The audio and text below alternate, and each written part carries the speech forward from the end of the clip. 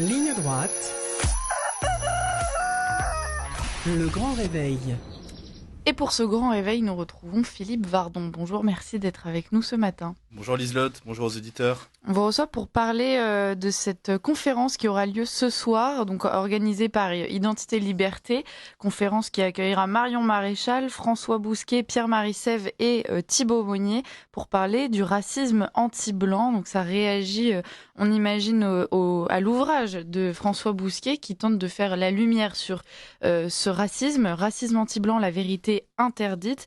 Philippe Vardon, est-ce que cette vérité interdite est de plus en plus admise, parce que c'est quand même quelque chose dernièrement qu'on entend énormément sur les plateaux télé, de plus en plus d'élus même reprennent ce terme. Écoutez, pas assez. Pas assez évidemment, vous le dites en effet, il y a un ouvrage qui vient de sortir et qui a fait parler, qui est celui de François Bousquet, cette enquête interdite sur le racisme anti-blanc, mais on pourrait même dire qu'il y a 2 livres.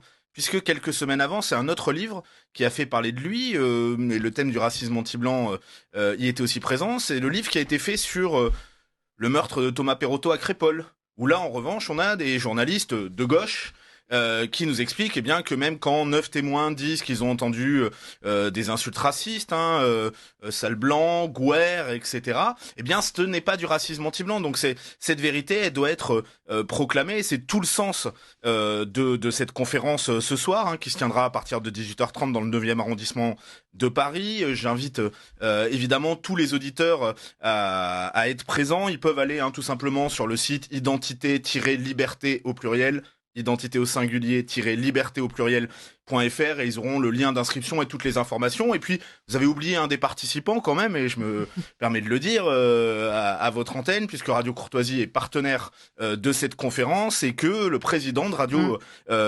Courtoisie, Pierre-Alexandre Bouclé, sera l'animateur de cette conversation entre François Bousquet, qui nous fera part de cette grande enquête qu'il a menée à travers toute la France, et aussi Pierre-Marie Sèvres de l'Institut pour la Justice, qui traitera des non-dits judiciaires, sécuritaires, derrière le racisme anti-blanc. Et puis 2 intervenants, vous l'avez dit, plus politiques, Thibaut Monnier, qui est député de la Drôme, et qui est le député de la circonscription de Crépol, et qui se bat inlassablement aux côtés de la famille de Thomas, des victimes, puisqu'il y a eu aussi d'autres victimes ce soir-là à Crépol, pour faire reconnaître la nature raciste de ce crime. Et puis Marion Maréchal qui viendra conclure. C'est elle qui a souhaité que nous tenions cette conférence. Elle avait été la première, vos auditeurs s'en rappelleront peut-être, au moment du drame de Crépol, à pointer du doigt cette dimension-là, et elle avait été sur les plateaux parfois un peu seule à défendre cette vérité. Et je me souviens moi aussi que lors de la campagne des élections européennes, elle avait eu un débat avec Mathilde Panot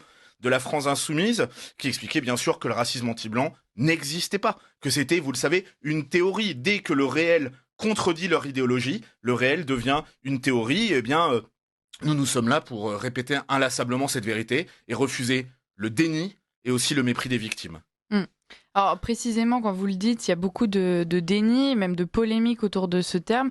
On comprend à travers vos mots que Crépol a quand même marqué probablement une rupture, parce qu'effectivement, il y a eu ces vidéos dans lesquelles on entend ces insultes racistes, et pourtant, on a encore du mal. Alors pourquoi est-ce que c'est si difficile pour des journalistes, pour des personnalités politiques, de reconnaître ce racisme anti-blanc aujourd'hui ? Et parce qu'il vient contredire toute leur idéologie. Derrière le déni du racisme anti-blanc, derrière le mépris de ces victimes, il y a une dimension idéologique. Le racisme ne pourrait être que systémique, il ne pourrait être qu'un racisme d'État. Il y a là une lecture marxiste, évidemment, des événements. Le racisme ne pourrait venir que de l'oppresseur et de l'opprimé, et le blanc étant par définition l'oppresseur. Pour ceci, il ne pourrait pas être lui-même en retour victime de racisme. Et on nous explique d'ailleurs, c'est le cas pour Crépol, mais aussi pour d'autres crimes, que même s'il y a des insultes, que même s'il y a une haine qui est exprimée, ce n'est pas le motif profond. Pourquoi ? Parce qu'en réalité, le blanc, selon les termes de ces agresseurs qui définissent eux-mêmes leurs victimes de la sorte, ne peut être que coupable. Le blanc ne peut pas être victime. Et vous comprenez que si l'on en vient à dire que, oui, la haine peut aussi venir des racisés. Pour ceux qui ne nous écoutent à la radio, je viens de placer avec mes doigts, comme le font les Anglais, beaucoup de guillemets autour de ce terme. Si la haine peut aussi venir des racisés, c'est tout un édifice idéologique qui s'écroule. Ça serait donc évidemment démonter la logique décoloniale, l'indigéniste, cet antiracisme de culpabilisation qui sous-tend aujourd'hui la culpabilisation des Français, qu'on voit d'ailleurs s'exprimer à travers ces manifs contre l'islamophobie hier, qui ne sont en fait que des manifs islamo-gauchistes, dans lesquels on veut tout simplement, à travers ce crime horrible qui a eu lieu, anesthésier les Français, leur dire qu'ils ne peuvent pas se défendre, qu'il leur est interdit de se défendre. C'est tout ce que nous voulons contrarier, contredire à travers cette conférence. Parce qu'effectivement, même avant Thomas, le racisme anti-blanc, c'est quelque chose qui est expérimenté par énormément de Français, même au quotidien. Aujourd'hui, ce que vous essayez de faire avec cette conférence, c'est déjà vous faire peut-être porte-parole de tous ces Français qui constatent et qui subissent ce racisme sans oser en parler, et puis effectivement briser le tabou. Aujourd'hui, il y a un problème, c'est que un Français qui parle de racisme anti-blanc, ça fait de lui un raciste, précisément. Mais bien sûr, on est dans une inversion accusatoire absolue, et la réalité, vous le dites, c'est que c'est quelque chose qui est ressenti par de nombreux Français, par de nombreux jeunes Français en particulier, dans les cours d'école, dans les collèges, dans les lycées. Mais vous en souvenez peut-être, il y a quelques semaines de ça, la porte-parole du gouvernement elle-même a dit que sa fille avait subi des insultes dans son collège, et les médias se sont emparés de la chose en niant cette réalité. C'est-à-dire que même quand vous avez une personnalité qui, à mon avis, n'est pas souvent à votre micro, qui vient dire que sa fille a vécu cela, on nie cette réalité. On a eu il n'y a pas d'enquête réelle de victimisation, comme on dit sur le sujet, mais il y avait un sondage qui était édifiant, qui a été fait en 2022 par l'Institut CSA pour CNews, qui nous disait que 80% des Français estimaient qu'il y avait du racisme anti-blanc, et l'expression exacte du sondage était de la part de certaines communautés. 80% des Français, c'est massif en réalité, et c'est un vécu qui est massif, parce que on parle de racisme anti-blanc parce que c'est la forme la plus forte, la plus choquante, mais on peut tirer le fil. C'est du racisme anti-français, c'est aussi une forme de christianophobie. On a vu encore ce qui s'est passé à Avignon samedi, quartier Montfavet, qui est un des quartiers les plus chauds, comme on dit, d'Avignon, où des jeunes, selon le terme consacré, sont entrés dans l'église, ont crié, je vais pas tout reproduire au micro, mais enfin des insanités à l'égard du Christ, ont menacé le prêtre de revenir brûler l'église, et le tout ponctué de quelques Allahu Akbar, ce qui donnera quelques indices sur les jeunes en question. Il y a toute cette réalité-là qui est niée, mais pas plus tard que vendredi dernier, grâce au travail indispensable du site F de Souche, nous découvrions que au détour comme ça de la presse locale, dans le Progrès, un article titré coup de couteau, on m'a traité de sale blanc. On découvre que lors des émeutes de 2023, c'était les émeutes suite à la mort de Naël, à Saint-Étienne, un étudiant a été dans un premier temps insulté de sale français, de sale blanc, nous dit-il, par des jeunes filles voilées, avant qu'un autre groupe d'hommes, cette fois-ci, viennent leur prêter main forte et qu'il soit poignardé à 4 reprises. Alors il s'en est miraculeusement sorti, on parle ici d'une tentative de meurtre, et il faut attendre le procès 2 ans après pour avoir ce titre. Et s'il n'y a pas, encore une fois, le travail de F de Souche et puis de tous les médias de réinformation dont vous faites partie, tout cela resterait un article, un jour, dans le Progrès, et personne n'en parlerait. Des coups de couteau assénés après avoir été traités de sale français, de sale blanc, cela devrait bien sûr faire la une de tous nos journaux, l'ouverture de tous nos 20 heures. Ce n'est pas le cas, et c'est évidemment, encore une fois, ce déni, cette omerta, ce tabou que nous voulons dénoncer à travers cette conférence ce soir à Paris. La difficulté derrière ce tabou, c'est que tant qu'il n'y a pas de reconnaissance du racisme anti-blanc, la suite logique, c'est que nous ne pouvons pas mettre en place justement de quoi y répondre et donc trouver une solution à ce problème qui, on le comprend derrière vos mots, Philippe Vardon, est un problème désormais de société. En réalité, est-ce qu'il y aurait des solutions à ça, Philippe Vardon ? Est-ce qu'une fois que justement ce terme de racisme anti-blanc fera la une de toute la presse, est-ce qu'une fois que les Français se sentiront libres d'en parler, de témoigner, est-ce que vous pensez que ça sera suivi de projets pour endiguer le phénomène ? D'abord, il faut un réarmement moral et un réarmement judiciaire face à cela.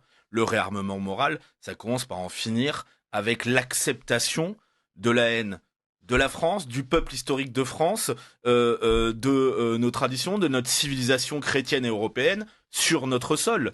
Une haine qui, il faut bien le dire, est très largement exprimée par des gens qui sont issus de l'immigration extra-européenne par définition.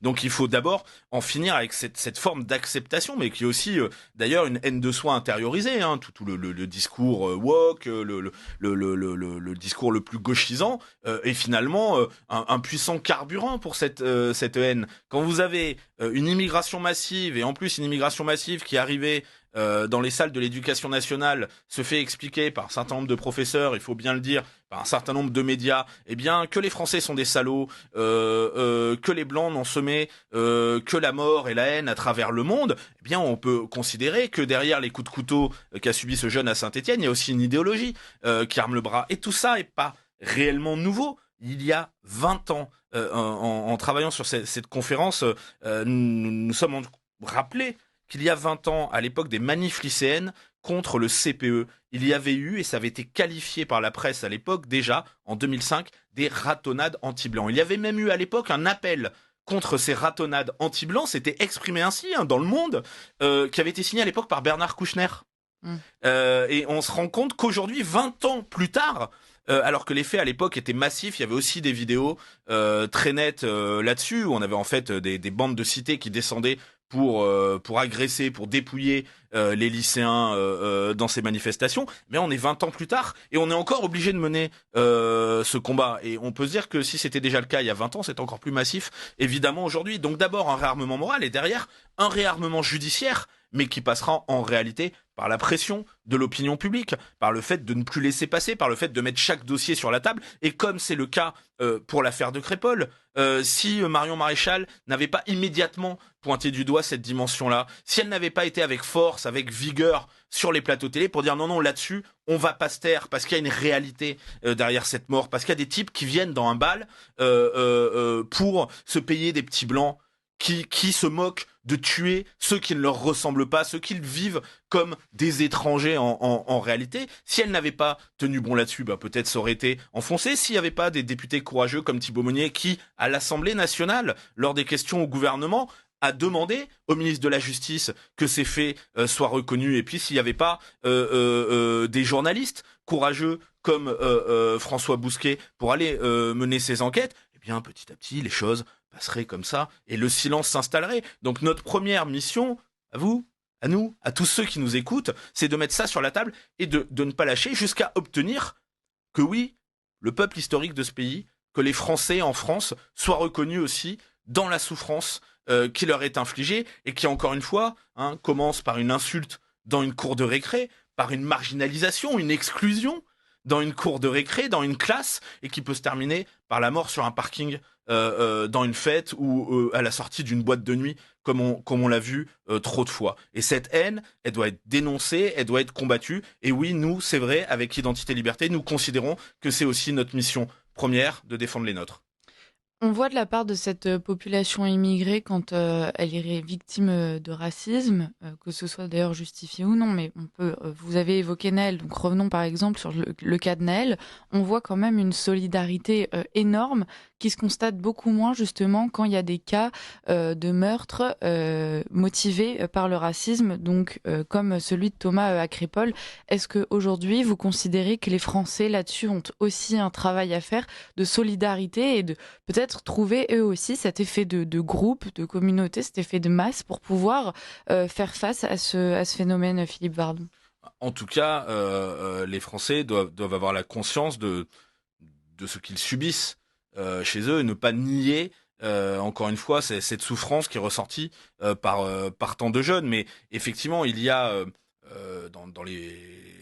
chez ceux qui sont issus de l'immigration extra-européenne, une dimension communautaire qui est liée à ce sentiment minoritaire aussi et à un sentiment de puissante solidarité communautaire que par définition les Français chez eux sur leur sol habitués à être majoritaires ne ressentent pas forcément de la même façon et ils sont traversés par des passions idéologiques, par des passions politiques qui parfois les séparent en effet. Et puis il faut le reconnaître, les Français sont travaillés par de puissants courants idéologiques dans l'éducation nationale, dans l'université, dans les sciences sociales, qui sont les premières à nier le réel du racisme anti-blanc ou anti-français. À chaque fois qu'il y a une victime réelle, on a un sociologue pour venir nous expliquer qu'en fait c'est pas vraiment ça, etc.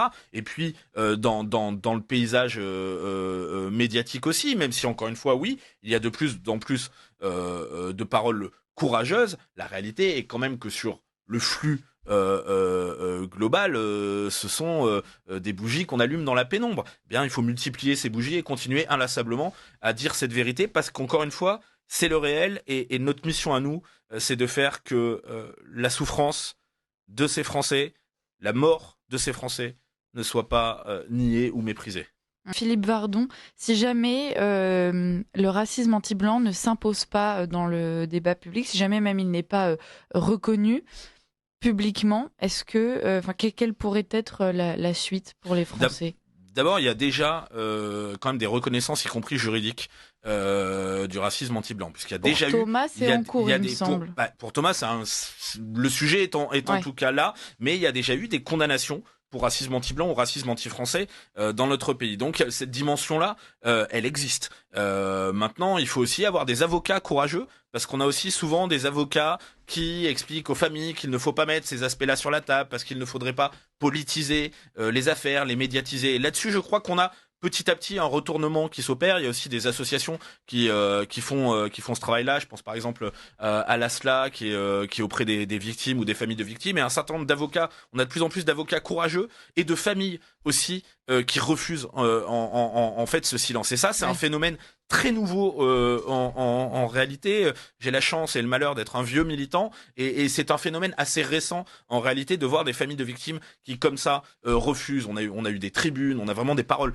très fortes du côté des victimes. Notre devoir à nous, c'est encore une fois d'amplifier ça et de leur montrer qui est à leur côté, et de leur faire comprendre que c'est en réalité, je le disais tout à l'heure, sondage accablant, 80% des Français qui considèrent qu'il y a du racisme anti-blanc de la part de certaines communautés dans notre pays, qu'en réalité ils ne sont pas seuls, que cette vérité elle est connue des Français, même si elle est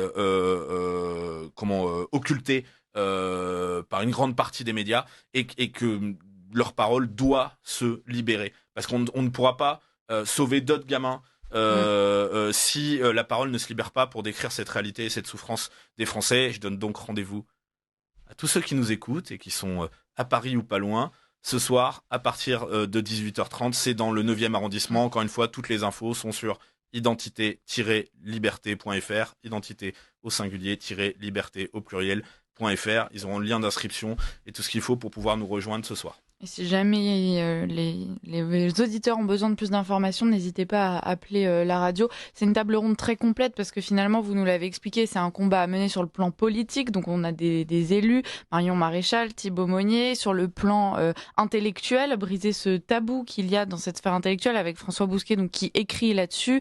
On a le niveau juridique avec Pierre-Marie Sèvres, donc qui est juriste, et puis même le plan plus journalistique, donc ce monde de la presse et des médias.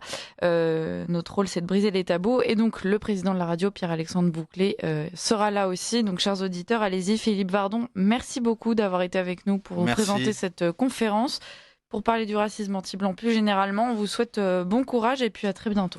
À bientôt, merci beaucoup.